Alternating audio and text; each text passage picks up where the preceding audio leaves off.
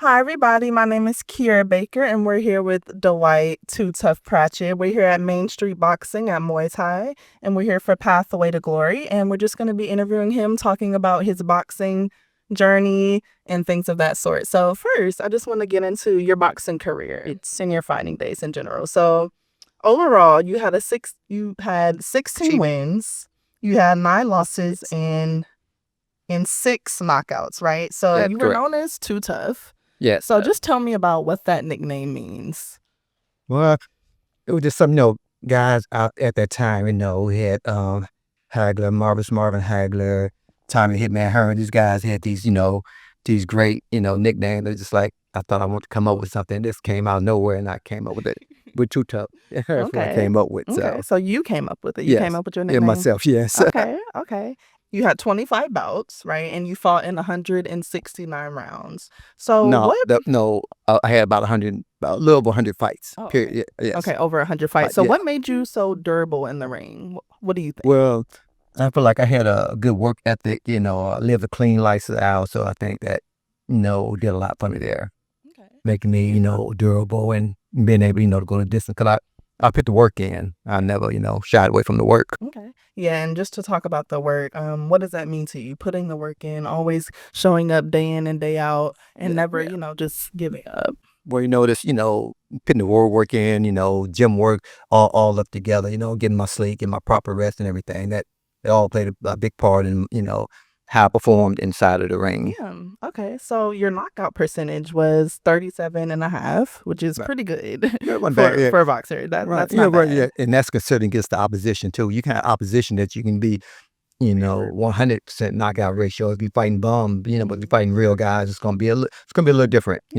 The So ratio. what do you think your focus was? Was it more so just technique, or was it something natural that came with it when you were knocking people out? I think it was natural for me. I had some athleticism and I was, I feel like I was pretty good at it. Okay. So. And also in your boxing career, you had a short-lived career, but within that time period, you fought some really big names, some heavy hitters, right? So my question for you is, what was that something that you deliberately pursued when you were fighting these big names, or was it something that, just came to you because of your hard work? I think it came to me because of my hard work, so. Okay. And I feel like I could have won a lot farther with, I could have accomplished so much more had it not have been for my short career. Okay. Yeah, and just to speak on some of those big names, who was your favorite fight Well, I could say out of all of them? all of them probably. I fought Music Taylor, and I fought him like right out of the Olympics, and we fought on Wild Water Sports. So that was kind of a big deal for me because I had family, friends I grew up with. To see me on TV was it was kind of a big deal, at that time there. So it was on the Vander Holyfield, Pernell Whitaker, guys like that. It was on that same card. So and that was kind of it was a big deal for me there. Okay. It'd be, Okay. like I said, be on Wild Water Sports, and that was a free TV channel at the time. Oh, okay. So yeah. Wild World Sport. Sports. Okay, is that still around? No, it's not. No, it's not. Yeah. Okay. Okay. And I'm aging myself now, but yeah, it's not. It's not around anymore. Yeah. And around what time or like what year was that when you fought him? 84. 84. Okay, that's really good. That's really good. So which fight pushed you to your limits the most, if you had to choose? Well, Chavez, when I fought for the WBC title, for the world title, fight Julio Cesar Chavez, and that took me to my limits. It was I lost 12-round decision, but it was a good, tough, hard fight for both of us. Wow. And what was it about him that made it so tough for you? Well, he was durable. He could take a good shot, because I probably landed some really good shots on him, and he was able to take it and come and keep coming. Okay. So that was probably my toughest fight. Okay. How did you maintain a certain level of intensity, especially with your career being so short? And how were you ready every time that you stepped in the ring? Because I never really got out of shape, because I was always fighting it. I think my second year I fought 13 times in that 1 year. So, I'd have time to get out of shape, to be out of shape. So I always kind of pretty much stayed in shape. Yeah. Okay. And did you live by that? Always knowing Always that? live by that. Always like, Yeah. okay, I need to be in the gym Yeah. every single day to work on my craft, no matter what. Yes. And I kind of still live by that. So I'm still in the gym all the time. I'm still working out. I'm still try to be in shape and try to keep it moving. Yeah, and that's something we're gonna get into a little bit later about, you still being in shape and stuff. But now we're gonna switch, subjects a little bit and talk about challenges that you face in your career and turning points, right? So your career came to an end, unfortunately, due to a detached retina. So for the people that are watching, if they might not know what that is, could you explain to them what it is and how did that happen? Well, this actually happened. It happened during practice. This kind of just a freak accident. You know what I'm saying? But back in the day, the glove they weren't attached, but now they're attached. Mm. So I got a glove like a thumb, directly in my eye. Oh wow. So and it like see, so your retina's on the inside. You have your retina. So if it comes all the way down, you get a shade over your eye, and that shade comes all the way down. There's nothing they can do about it. So they have to get on top of it. Like, so I had to go into like emergency surgery. Like, I think Like that the same day? next day, I believe, when I went in, Wow. had to check out. So they did surgery on, had to get it, taken care of. If not, I would have been blind in that eye. Wow. So And you that's probably said my biggest challenge right there. your biggest challenge, and you said it happened during practice. During practice, During yes. practice, Yeah. were you practicing with like another, peer of yours, or was it with the Yes. trainer? No, one of my peers, just a sparring partner. Okay. Okay. How did Pretty you good. feel in that moment? Like, did you think that it could have been a career-ending injury, or No, were you not thinking that in no, the moment? You I were wasn't just thinking that at the moment, but it was okay. just like it was a shot that was painful, but actually I worked through it. We was continuing to spar, but when I went home that day, I started to get that shadow, and the shadow started to come down. So that's why I ended up going to the emergency room. Yeah.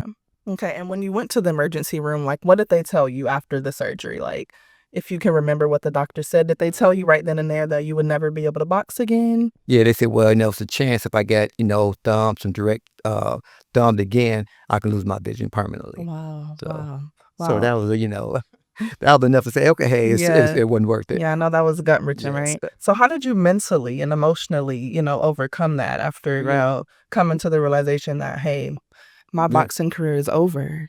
Well, it was hard to deal with, you know what I'm saying? So I'm not sure just something hard, because that's what that's what I knew at the time. That's was boxing, and I was good at it. Now like I say, I was still in that ranking. I was still in the top 10 of probably the top 5 in the world at that time. Wow. Then have to walk away from it. It's kind of it's hard. It was hard to do. It was hard to do, yeah. Yes. So if you were still playing or, back in your boxing days, what would have been your dream fight?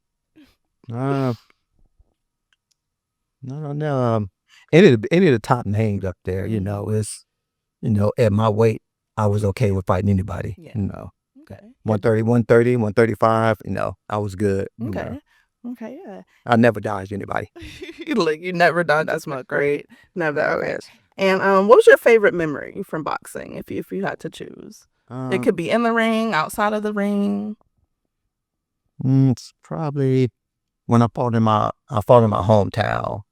So it was only one time I actually fought there in my city of Gary, Indiana.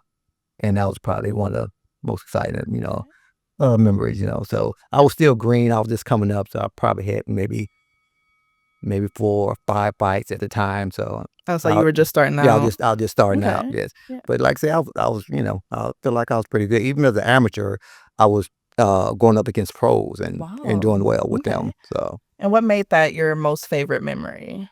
Was it just because it was in your hometown? Yeah, because you had family. Having family had been in a hometown. Okay. Yes. I love that. And speaking of amateur boxing, you touched on that a little bit. Did you have a lot of fights before you actually turned pro when you played amateur, or was it just something that you did for fun? I had like over 100. Like I said, I had over 100 amateur fights. Wow. Fought in Golden Glove, CYO,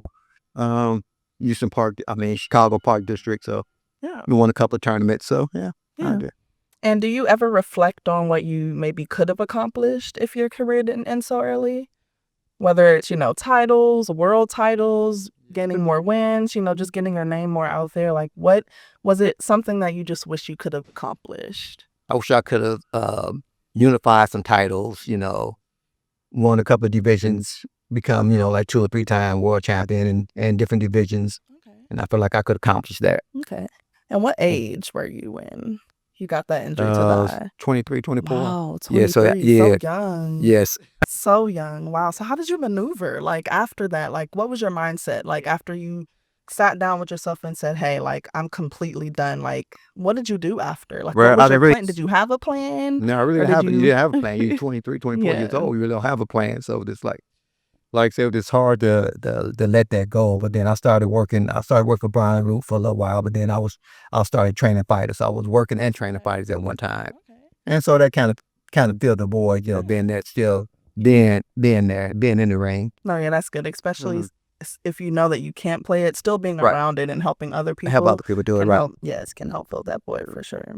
Now we're gonna move into your life after boxing, right? So you're still around the game, you're getting back to it, and now you train younger athletes. You train younger boxers. So if you had to give any advice, any old school advice, I would say, to the young cats, coming up and that want to pursue this career, what would you tell them? That you have to be, totally into it. You got to be married to the game. You got to have the discipline and the work ethic if you really want to do this. You can't, be drinking, smoking, doing all this other side stuff. If you're going to do it, you need to, live a clean, healthy life if you're going to do this right here. Yeah, no, that's great advice. And that's with any sport, Yeah, not with just any not, sport, yeah. yeah, not just Yeah. the sport of boxing, Yeah. But with boxing, you can seriously get hurt. Yeah. You can actually lose your life in there. So Wow, yeah. it's something that you have to be, serious about if you're going to do it. Yeah, no, it's a tough sport. It's a You tough have to be sport, gritty. so You have to be mentally right, mentally prepared every single time you step in the ring. So that's great advice. That's great advice. And you also stay active, by running marathons, which is a great thing to do. You look very well. You're definitely in shape. So just talk about that. When did you start running your marathons? And how does it make you feel? It's pretty gratifying, to be able to run like 26.1 miles. If you can do that, if you can accomplish that, that's a Wait, pretty is that big the task. most miles that you've Done, ran? yes, the marathon. That's the Ooh. equivalent of marathon. So I've done three marathons and 3 half marathons. So that's I finished them. It was tough, but I got across the finish line anyway. No, yeah, so. I could never imagine running 26 miles. Yeah. That's impressive. Yeah, so you hit 22, that's when you hit that wall. 21, 22, that's when you're really feeling it. So it's almost like a lot of this heart, just to make it to the finish line. Yeah, no, and I'm pretty sure like when you have probably like 3 or 4 miles left, you're like, whew. Yes. You just gotta, me? If it was Yeah. me, I would have gave up after like 5. Yeah. You feel like giving up about that right there. Yeah. But Yeah. And how recent was your last marathon? It's been a minute now. It's been probably 6 years, 7 years. I think. My last one was a half marathon. Wow. And where was that at? Was it here in Houston? It was here in Houston. It was it's called the Rhythm and Blues half marathon downtown here. And did you ever run any marathons back at your hometown in Gary? No, all was here. All was here. Yeah, all was here. Down here. And which one was your favorite out of all of them? Or the most rewarding? I'm pretty sure it was probably the 26 miles. Probably not the 26 miles. Okay. The half marathon. Half marathon, okay. Because I got it done. I did it in took me an hour and like 31 minutes up as it was. So I completed. I did like probably a 7.5 minute mile for the whole entire 13.1. So that's amazing. So, I commend you. Yeah, so that was my best. Applause. Yeah, thank you. Applause. And I was actually on your Instagram the other day, right, doing my research a little bit. I got a few of them on this. I'm not sure which one you was on, but well, I was on one of them, and I saw that you did a 5-minute plank challenge. Yes, well, right? I got 8 minutes. It's 8 minutes. 8 minutes. Yeah, but it was very impressive. I was like, so I got 8 now. So you did. Oh, so you can do 8 minutes. Yeah, I now. can do 8 minutes. Yes. Wow. So that was a while back. Yeah, right. Yeah. So yes, now, yeah. That was a while back. But yeah, just touching on that video, it was very impressive. I can't even do a 5-minute plank. It's tough. Is that something that you just randomly did, or was it a challenge? Just a little bit. It was a challenge. It was a challenge for me. Just trying to see what I can get up to. I'm trying to get up to like 10 minutes. 10 minutes probably is a good challenge for me. If I get 10. Yeah, and that just shows how durable you are and how, well fit you are still at your age. So that's very impressive for sure. So speaking of endurance, what endurance workouts helped you when you were boxing? Like what type of workouts did you do with your trainer? No, you really just the running, get the running in. Cause I was running 5 miles a day. Then I run 10 on Saturday. Okay. Then we do some days we do sprints and stuff like that. So that helped me a lot. And the jump rope. Okay. And did you like actually love running? Was it something that you took pride in, or was it just something that you did because Well, you had to do I had it? to. I know I had to do it, so I did it. So yes. Yeah, yeah, okay. So you get to, you enjoy, you get to liking it, Mm, because it's something you have to do. You have to do it. yeah, So for sure. And I'm pretty sure with you running every day, that just helps you. It translates into the ring. that's right. So that way, Exactly. when you're, fighting your opponent, you don't get tired as quick, Right. Exactly right. So that's what I say. That's what made me so durable and so and good at it, because I had endurance, and I could take a good shot. I didn't get tired. So Yeah.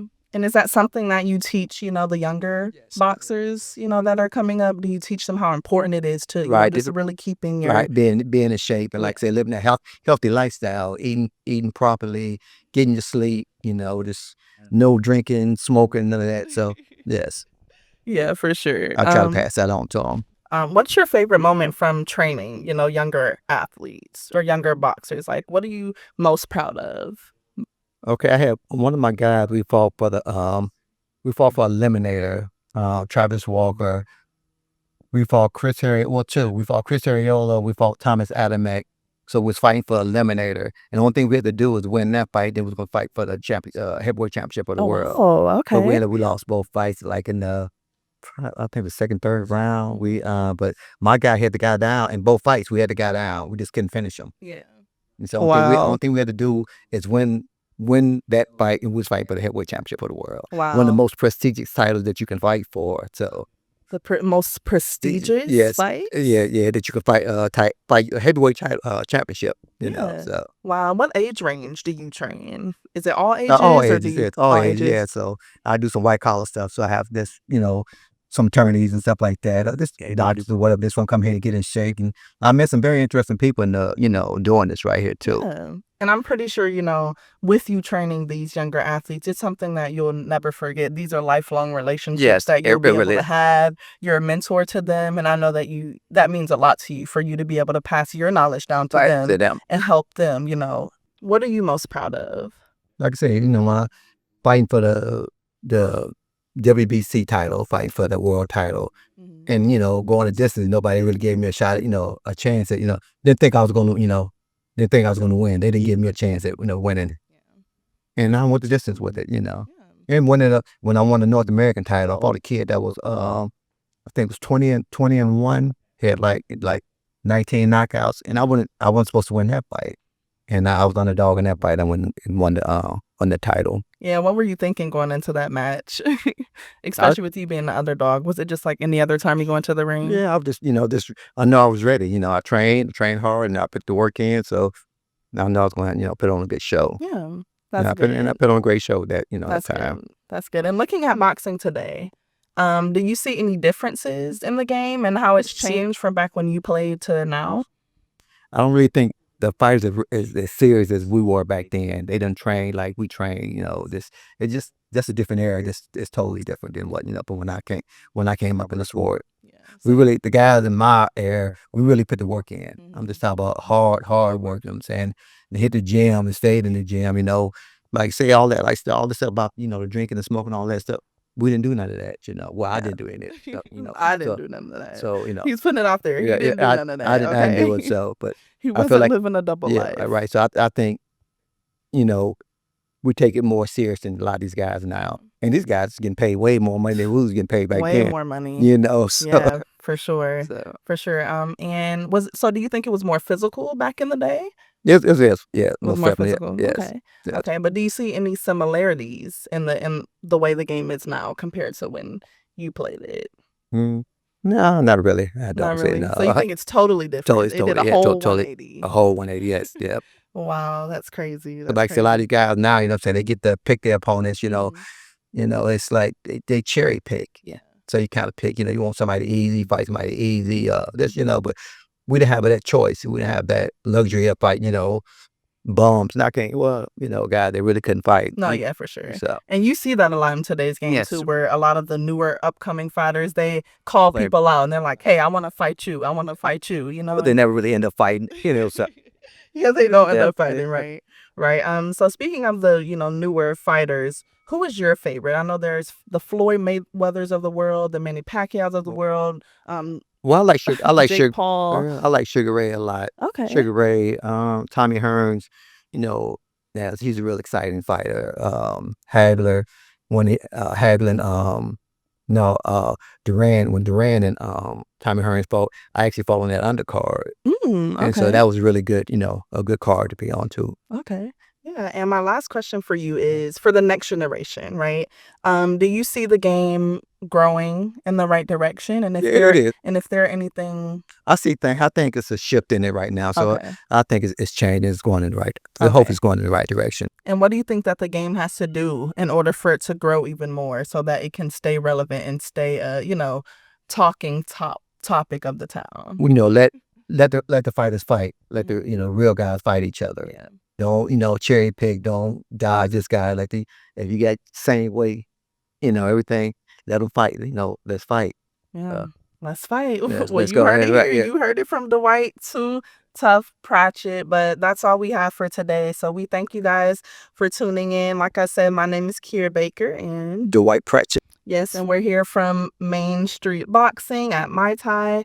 We're here with Pathway Glory, and see you next time. See you next time, guys.